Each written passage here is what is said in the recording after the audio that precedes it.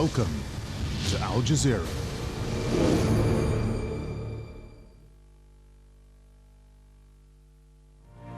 The UN says Darfur is in total meltdown, but Sudan's not entirely convinced about a plan for peacekeepers.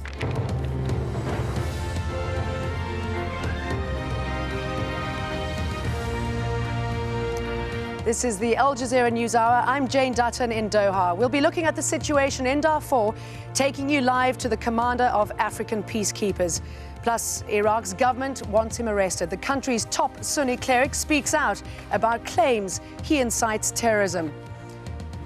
And a one-way ticket back to Zimbabwe. We ride the train with the deportees who had hoped to escape. I'm Felicity Barr in London. The top story in Europe. Premiership material.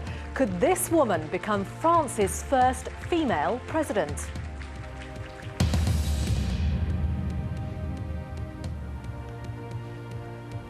I'm Veronica Pedrosa in Kuala Lumpur. The top story in the Asia-Pacific region, the aftermath of riots in Tonga, 8 dead, but foreign troops are on the way.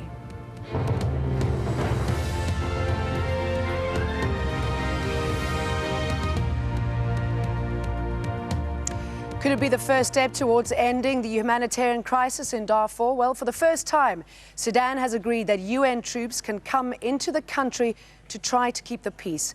The catches in the agreement is in principle only. At the moment, there are just 7,000 African Union troops to patrol a region the size of France. UN Secretary General Kofi Annan wants them to be joined by another 17,000 UN soldiers and 3,000 police officers. Now, that would make a hybrid force totaling 27,000, but there are sticking points. The Sudanese say that would be too many foreign troops. They're also concerned about who will command the force and the timing of when they arrive. We'll go live to Darfur in a moment, but first, let's hear the official Sudanese line and what Kofi Annan had to say. The troops should, as far as possible, be sourced from African countries. Backstopping and command and control structures will be provided by the UN. The troop strength should be 17,000 with additional 3,000 police. The UN is saying it should be 17,000. We are saying that figure is very high and it should be less than 17. While the squabbling goes on over the makeup of any international peacekeeping force, the suffering goes on. The UN humanitarian chief, Jan Egeland, is now in Khartoum. He's been outspoken before on the crisis. This was his view a few hours ago. We have a total meltdown for security now in West Darfur. I never would have believed it has gotten so bad in recent weeks. We hear story after story of armed men attacking defenseless women and children. Jan Egeland there. So what's it like for those currently on the ground trying to maintain some sort of peace? Our correspondent Haru Mutasa has been out on the patrol with one group of African Union soldiers to find out more about the challenges they face. Patrols like this are thin on the ground in Darfur. Each of the African Union's 30 bases can only provide an average of 2 patrols a day. They don't have enough soldiers to even man checkpoints. The African Union soldiers are on their way to patrol Zamzam camp. Now, Zamzam is about 20 minutes outside Al-Fasher town, and there are over 40,000 internally displaced people in this camp. It's relatively quiet, but now and again there can be some tense moments. There have been instances of violence here and in other camps. The reason? Some people here support moves to disarm the rebels. Others are bitterly opposed to the current peace agreement. Some people welcome the soldiers' presence in the camps, but the majority don't trust them. They think they are working with the Sudanese government. Lieutenant Simplice Murenzi knows what goes into running a peacekeeping mission. He served in Rwanda during the genocide.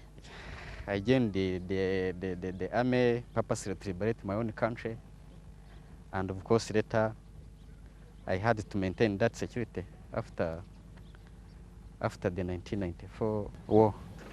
He knows the soldiers need help to do their work effectively. The force commander for the African mission in Sudan seems positive.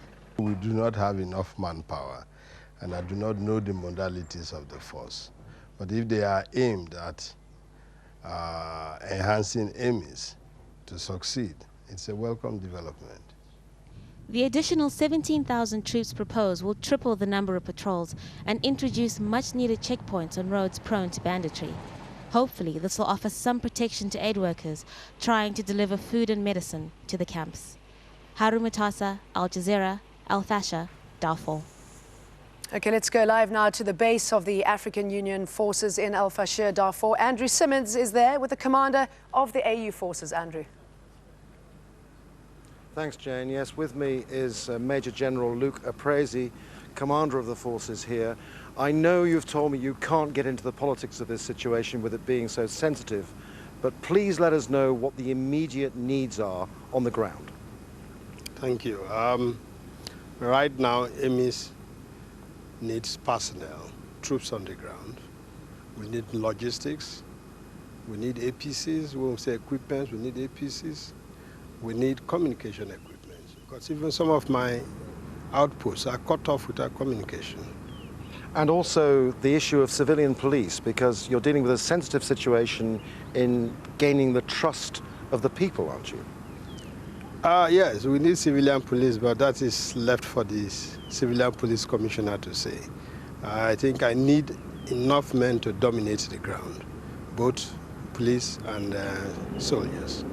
Now, you talk about dominating the ground. How many troops?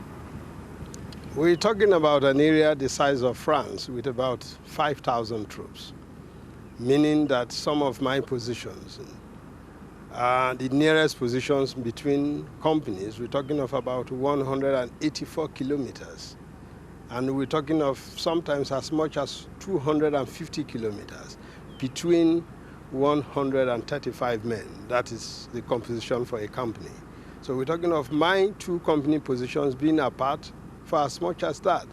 Basically speaking, we are talking about one soldier policing an area of about 1.5 to 2.5 square kilometers. Well, you've set out quite dramatically there the inadequate position you're in now without wishing to get into politics. If you had another 17,000 men from wherever, then would you be in a position to do the job? For the African Union, that would be very ambitious. We were talking about 10,500 men. But if I can get 70,000, well, that would be fantastic. And the job could be done? Obviously, I'll be able to dominate the whole ground. What we are doing right now is only partial domination of the ground. We are carrying out only patrolling. We have no checkpoints. We have no observation posts. So how can you dominate the ground? And that is why even the ceasefire commission is ineffective, because violations are reported to us. We only investigate them.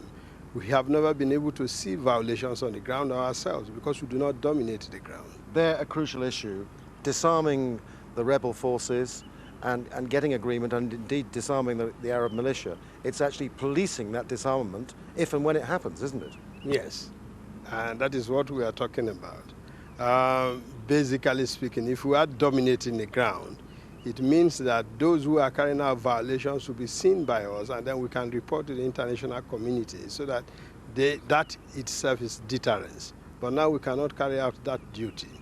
Major General, thank you very much indeed. Thank you.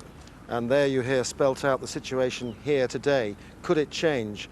The agreement isn't there yet. There is a lot to do. However, the African Union remit for this operation only lasts another 6 weeks, so there's going to have to be a lot of quick footwork. The United Nations seems to be convinced that there's agreement in principle, but I would say there's a long way to go yet. Jane.